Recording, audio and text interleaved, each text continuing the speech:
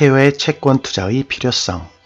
최근 글로벌 금융 환경은 마이너스 금리 기조를 유지하고 있고 미국 중앙은행은 2018년까지 금리 인상이라는 양적 긴축 정책을 시행하다가 2019년 들어 금리 동결에서 보험적이라지만 금리 인하로 선회하였고 미국뿐 아니라 신흥국들 또한 미중 무역 전쟁의 여파로 인한 경제 위기 예방을 위해 분주한 모습입니다.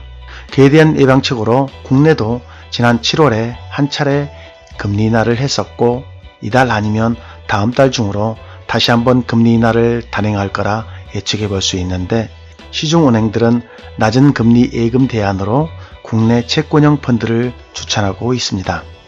여기에서 우리는 이런 질문을 해봐야 합니다. 그들이 과연 우리들의 투자 수익을 위해 그 상품을 추천하고 있는 걸까? 혹시 그들은 그들의 수수료를 위해 상품을 만들었고 추천하지는 않았을까? DLS나 DLF는 왜 추천하고 팔았을까? 항상 이 질문을 해봐야 합니다. 사실 지금은 채권에 투자할 때가 아니라 주식 또는 ETF 레버리지에 투자할 때라고 생각합니다. 국내 채권형 펀드는 변동성, 위험성이 낮아서 안전하긴 하지만 수익률은 투자자들이 요구하는 최저 수익률 5% 정도를 맞출 수 없습니다.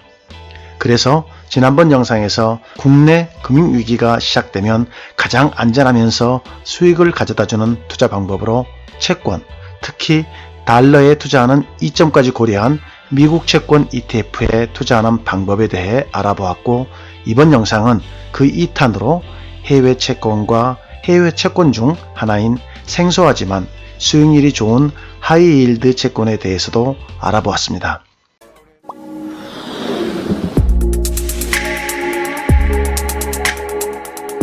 채권 투자의 장점 3가지. 첫째, 채권 이자 수익. 외화 표시 채권에서 지급되는 이자는 당연히 외화로 지급됩니다. 채권 발행처의 신용도에 따라 금리가 달라지겠지만 선진국 국채보다는 신흥국 국채의 금리가 높고 국공채보다는 회사채의 금리가 높습니다.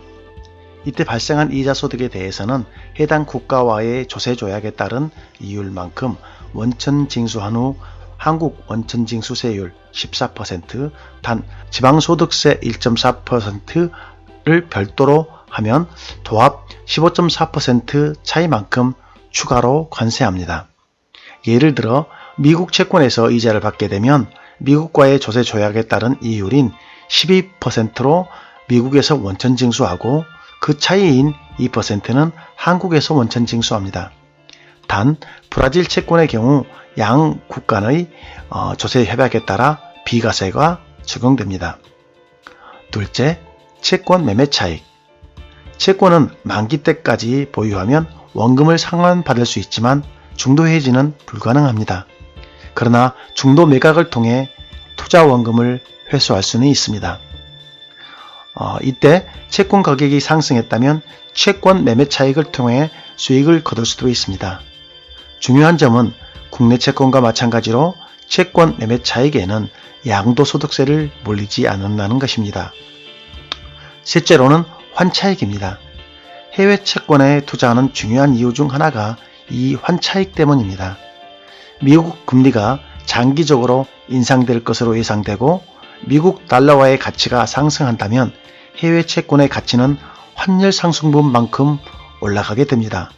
또한 해외 채권의 이자 역시 외화 달러로 지급되게 되는데 환율 상승으로 인한 환차익은 과세를 하지 않기 때문에 더욱 유리하다고 할 것입니다. 해외 채권은 수없이 다양한 종류들이 있기 때문에 각 채권의 수익률은 천차만별입니다. 최근 비과세 효과로 인기가 많은 브라질 국채와 같은 경우 표면 이율이 연 10%에서 6개월마다 5%씩 이자 금액을 지급합니다. 해외 채권의 경우 선진국 채권형 펀드보다는 신흥국 채권형 펀드의 수익률이 높은 편이나 수익률 변동성, 위험성 또한 크다고 합니다. 일반 해외 국공채 펀드보다는 비우량 채권에 투자하는 글로벌 하이힐드 채권형 펀드가 수익률이 높은 편이지만 경기에 영향을 많이 받는 편이죠. 투자자들 대부분은 해외 채권형 펀드를 통해 간접 투자하는 경우가 훨씬 더 많습니다. 다만 이럴 경우 펀드에서 발생하는 수익은 모두 과세된다는 점은 알고 있어야 할 것입니다. 해외 채권 투자 시 유의해야 할 점을 요약해보면, 첫째, 국내에서 매매가 가능한 해외 채권은 다양하지만 그 발행자에 대한 정보가 충분하지 않는 경우가 많습니다. 그래서 대부분 해외 국채나 금융기관이 발행한 해외 금융채 중심으로 거래가 되는 경우가 많습니다. 가급적이면 구체적인 정보를 파악할 수 있는 해외 채권을 선별하여 투자하는 것이 바람직하다고 할 수 있습니다. 글로벌 신용평가 회사의 신용 등급을 확인하는 것은 필수입니다. 또한 정치적인 변수도 해외 채권의 가격 형성이나 신용도에 큰 영향을 끼칠 수 있다는 점도 주요 고려 대상입니다. 둘째, 해외 채권은 만기가 존재하기 때문에 만기 전에 중도 상환이 불가능합니다. 다만 해외 채권의 매매를 통해 채권 투자 자금을 회수할 수는 있습니다. 물론 만기 때와는 달리 중도 매매 시에는 원금이 보장되지는 않지만 매매 차익을 거둘 수도 있기 때문에 중도 상환에 대한 큰 위험은 없다고 볼 수 있습니다. 또한 해외 채권 펀드의 경우 중도 환매 시 국내 채권형 펀드보다 환매 기간이 길기 때문에 이는 유의해야 할 점입니다. 셋째, 해외 채권에서 중요한 변수는 환율입니다. 예를 들어 세금이나 표면 이율 면에서 너무나 매력적인 브라질 국채도 해외화 가치 하락으로 인해 손실을 보고 있는 경우가 많습니다. 반면 해당 통화가 강세로 진행된다면 이자 수익과 매매 차익뿐만 아니라 환 차익까지 거둘 수 있는 일석삼조의 장점을 갖고 있는 것 또한 해외 채권 투자의 매력이라 할 것입니다. 넷째, 채권 매매 차익과 환 차익에 대해서는 과세를 하지 않지만 해외 채권의 이자에 대해서는 국제 조세 협약에 따라 이자 소득세가 원천 징수되고 그 원천 징수 세율이 국내 원천 징수율보다 적은 경우에는 추가로 15.4%에 이르는 원천 징수를 하게 된다는 점도 기억해야 합니다. 다음은 해외 채권 중에서 고수익을 주는 하이힐드 채권에 대해 살펴보겠습니다. 하이힐드란 고수익이라는 뜻으로 하이힐드 채권은 신용등급이 낮은 기업이 채권으로 자금을 조달할 때 상대적으로 높은 이자를 지급하기로 하고 발행하는 채권을 말합니다. 신용평가사인 무디스 기준으로 BA1 이하, S&P 스탠더드 푸어스 기준으로 BB 이하 등급으로 원리금 상환을 못할 수도 있는 투기 등급 또는 투자 부적격 등급에 해당되는 회사채로 정크본드라고도 불리며 쿠폰 이자율이 높습니다. 신용도가 낮기 때문에 당연히 고수익이 따라오는 거죠. 이런 속성 때문에 하이힐드 채권은 일반적인 채권, 투자 적격 등급의 채권의 움직임과는 다른 양상을 보입니다. 과거 수익률 데이터를 분석해보면 하이힐드 채권은 경기 상황에 따라 주식과 동일한 방향으로 움직이면서도 주식보다 낮은 변동성 수준을 보입니다.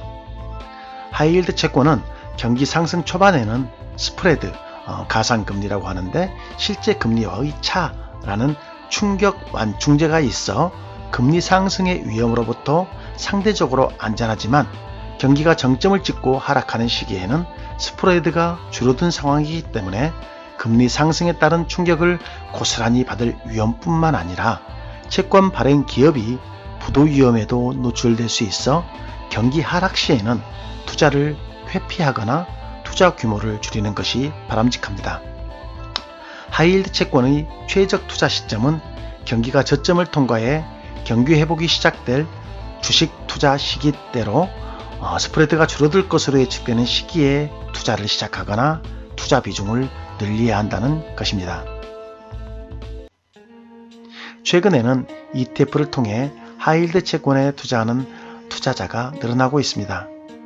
일반 투자자가 활용할 수 있는 미국 하이힐드 채권 ETF로는 블랙록 자산에서 운영하는 전 세계에서 가장 큰 하이힐드 채권 ETF인 iShares iBox 달러 하이힐드 코퍼레이트 본드 ETF와 스테이트 스트리트 글로벌 투자자문에서 운영하는 ETF인 SPDR 블룸버그 바클레이스 하이힐드 본드 등이 있습니다.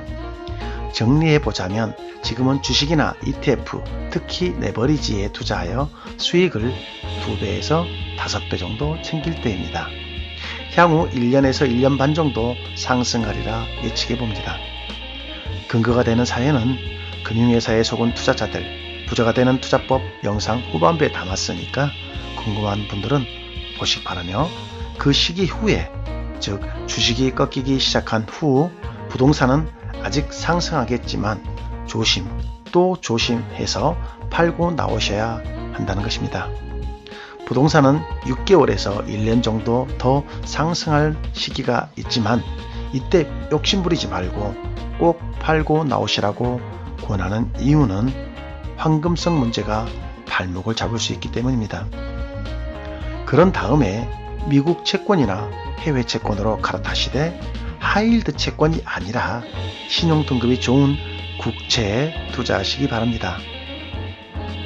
지금 주식이나 ETF 투자는 싫다는 분들은 은행 예금보다는 차라리 미국 하이힐드 채권에 투자하시라고 권해드립니다. 고맙습니다. 이 내용이 도움이 되셨다면 좋아요 버튼을, 제 채널을 계속 지켜보실 분들은 구독 버튼을 눌러주십시오.